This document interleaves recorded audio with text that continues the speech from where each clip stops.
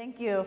So I am starting off the isotope section, but I want to let you know that I am not talking at all about isotopes. I actually asked the organizers to put me on Wednesday in case of travel problems on Monday. So anyway, no isotopes, sorry. Feel free to leave if you want.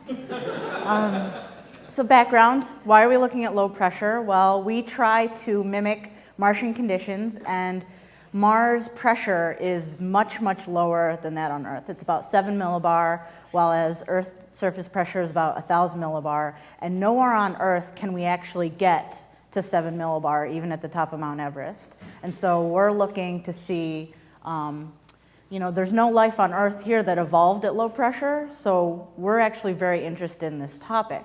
And what's interesting is that few experiments actually test the effect of low pressure on organism metabolism and growth.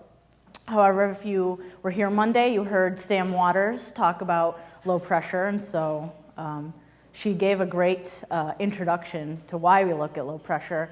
And her lab, she worked in the Nicholson lab, and Andrew Scherger, who is also at the University of Florida, has looked at 22 different bacterial species that are commonly found on Earth. Some are found in spacecraft clean rooms, and he's looked at survival and growth under low pressure.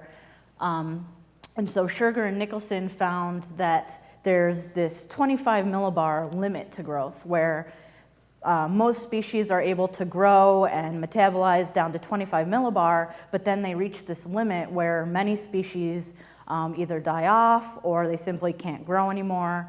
And so we're interested in figuring out maybe why this limit occurs and looking more into this limit.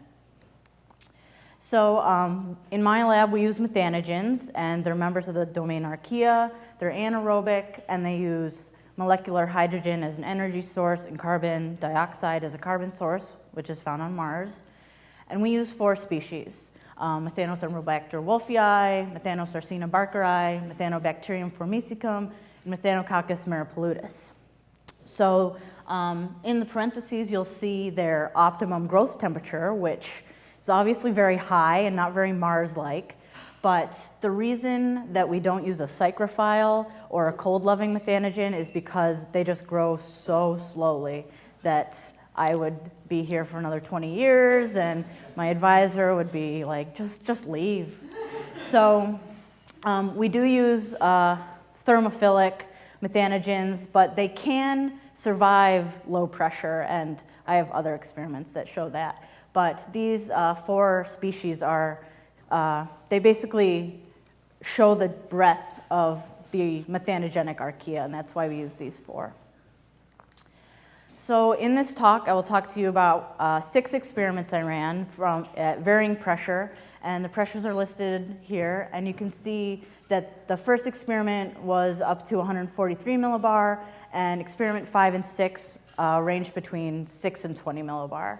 And the reason we have a range is because we are still developing our vacuum chamber, and right now our valve, our open and close valve, isn't as precise as we would like it to be, and that's why we have that range there, but we're going to fix that in the future. But in each experiment, I had 20 test tubes total, which included 5 test tubes for each of the 4 species, so there are 5 replicates. And then these methanogens survive in liquid medium. And so that is a problem at low pressure, which I'll get to, but each tube has 10 milliliters of liquid medium prepared anaerobically, and so it contains carbon dioxide. It's pressurized with hydrogen gas, which is their energy source, and growth is monitored by methane production. So once I make these test tubes with the methanogens in them, I put them in the Pegasus Planetary Simulation Chamber at the University of Arkansas. And so these tubes are sealed, and before I puncture them, I evacuate the chamber and then fill it with hydrogen and carbon dioxide gas, and then evacuate it again. And I cycle this 3 times in order to get rid of all that residual oxygen and atmosphere in there. And then I let the chamber stabilize for about a day due to outgassing from the walls and whatnot. Then, with this specialized device you see here, which I have nicknamed the Pokey device, I'm able to turn a crank and it will either lower or raise, and I'm able to puncture the tubes within the chamber at the pressure that I desire. And so then the tubes remain punctured and they can equilibrate with the atmosphere.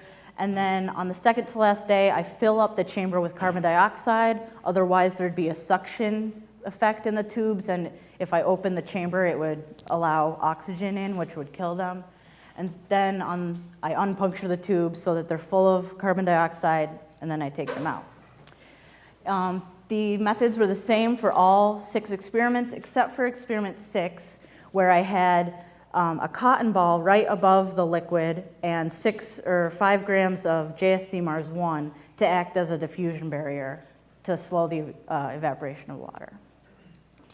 So here are my results for one of my organisms, and there's a lot of information here, so I'm going to go over it slowly. On the left is methane production, which is how we measure the growth of our methanogens. And on the bottom are the experiments. So there's 2 columns for each of the 6 experiments, and the pressures are also listed there. And each column, the light gray, is the original tube, and that corresponds to the tube that was actually in the chamber under low pressure. And then the dark gray column is the tube that I transferred 0.5 milliliters from the original tube to the transfer tube. Okay? So all this methane production is actually following exposure and following an incubation period. So I had the tubes in the chamber, exposed to low pressure. I took them out, performed a transfer, and then I put all the tubes at their ideal incubation temperature. And so what we can say is that initially, when I fill the chamber up with carbon dioxide, the methane content is about 0 because the tubes are being filled with carbon dioxide. And so we can compare these post-exposure methane values to the 0 point of the actual experiment. And so you'll see that there's growth or methane production in each of the 6 experiments, even if it's just a few percent at 6 millibar. And so the reason there are no original tubes for experiments 5 and 6 is because there was so much evaporation that there wasn't, after performing the 0.5 milliliter transfer, there wasn't anything left in those tubes. So I just discarded them. So this is for Barkeri, Wolfii, and Maripaludis. You see the same thing. There's methane production following exposure to low pressure.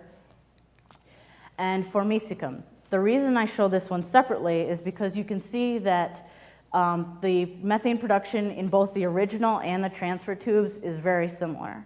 And so if you were considering that, oh, well, you transferred the methanogens and they have new media and new growth, so maybe they went dormant and then, were able to regrow again. Maybe the transfer media is different. Maybe the low pressure, affected their media. The growth between the original tubes and the transfer tubes is the same. So in conclusion, the low pressure exposure is not lethal to actively metabolizing cells. So right now we can't measure in situ growth of the methanogens during the exposure because it's actually fairly difficult to take a sample out of a low pressure vacuum. So there's sort of a black box of during the exposure what is actually happening. But we know that we had actively metabolizing methanogens before the experiment, and then we had actively metabolizing methanogens after the experiment. The limiting factor is currently the evaporation of liquid media. This is not something we can get rid of, considering we're working at low pressure. If we lowered the temperature to 0 degrees, the methanogens wouldn't grow anyway. Even if we had a psychrophilic methanogen, it would just grow so slowly that even the slow rate of evaporation of water might be faster than the actual slow growth rate of a psychrophilic organism. And then the methane production and optical density measurements that I haven't shown do indicate growth, at least following exposure. But what we really want to know is, are the cells capable of active growth at low pressure in situ during the experiment? And so this fall, we've achieved or obtained a device that we're able to put an actual whole system within our chamber to measure real-time methane production. And hopefully we're going to see if it works, and it should, but, you know, science. So we'll see. And then we're also going to attempt to lengthen our experiments using various diffusion barriers, such as different soils or salts in the media, or even just adding a hydrophobic filter on top of our syringe needles in the chamber just to slow that evaporation down. And so I'm going to be that guy, and I do have a call for help. I've spoken to many of you on Monday and greatly appreciate your input, and we'll probably be emailing you in the future. But, you know, we're trying to set up our low pressure vacuum chamber. If anyone has any information about any of these topics, it'd be greatly appreciated. But, you know, competition as well, so I'm working on it. Yeah, we're all friends here. But other than that, thank you.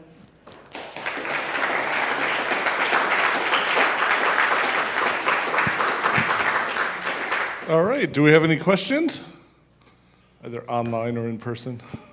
Oh, no. So you're growing these cells on hydrogen, and you're growing them at 7 millibars total pressure, and it was 80-20 H2CO2. So may it just be that at that low pressure there's just not enough hydrogen for them to grow? Yeah, and that's definitely a possibility.